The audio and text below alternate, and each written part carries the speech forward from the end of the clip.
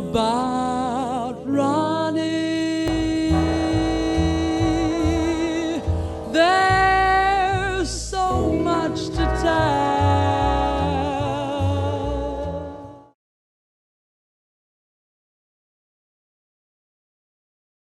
After I came off the bandstand, this guy comes up to me, Jimmy Boyd. He says, "Yeah, listen, I want you to play with George Benson because I'm bringing him from Pittsburgh. He's forming a new band." I said, "Oh, really? Well, it's okay with me, as long as it's okay with George." Because I met George when we did a gig one week at Birdland. We played opposite the Jack McDuff quartet with Brett Holloway, Joe Dukes on drums, George Benson on guitar. So I got to know George a little bit, and he knew who I was, but he said, but man, baritone? Because it was very unusual. Back then, organ groups had either alto or tenor. But this guy, Jimmy Boyd, he had some kind of a sixth sense. And he said, this is going to be different. So I started doing some gigs, learning the repertoire and everything. We never read any music on the bandstand. It was like tunes that they knew that I learned. And eventually we had a book, repertoire. And the band lasted about 2 years. We did 2 records. And it was one swinging ass band, I'll tell you that much. It was Lonnie Smith, yeah. And George always swore by Lonnie because he had the best left-hand groove. Out of all the organ players that were on the scene, it was Lonnie that had the best, the bass line, Back then, it was playing places like Minton's Playhouse, 118th Street between St. Nick and 7th Avenue.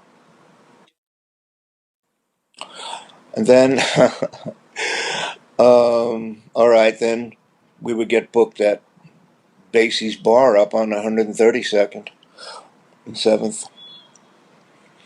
So I got to be a very familiar face in Harlem. I was no longer considered, the white boy, white boy, oh, here come that white boy, So, oh, got to tell you this. It was a little story. One night, since we were playing nightly at Minton's, I would never want to take my horn home because it was a pain in the ass. It's so damn heavy, and to carry it on the subway every night, So I would leave it in Teddy Hill's office. And one night the place got robbed. But they didn't touch my horn. I guess it was a little too cumbersome or something. Lenny's on the turnpike. And we almost got killed coming back. We had to do a video. We were the band in a mafia movie. And we had to leave. And we're on the Connecticut Turnpike, 6 o'clock in the morning, and the roads are wet. George had a big old Cadillac with ball tires on the back, and we were doing a wide radius curve. The car went into a spin, and trailer trucks were passing by like, yeah, yeah. And they were taking the outside lane as to avoid us, and we were bouncing off the guardrail on the right. Finally, the car stopped in the middle of the road, and we all jumped out. and we pushed the car. See, now the right fender was like obstructing the maneuverability of the right wheels, so we had to hook it up to the end of the guardrail and back the car up to bend the fender. This is the original term, fender bender. We were actually bending the fender back in place. And we made this film shoot.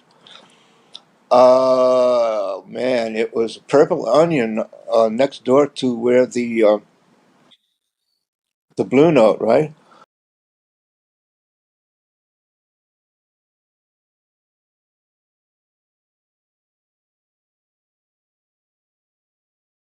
Lovely.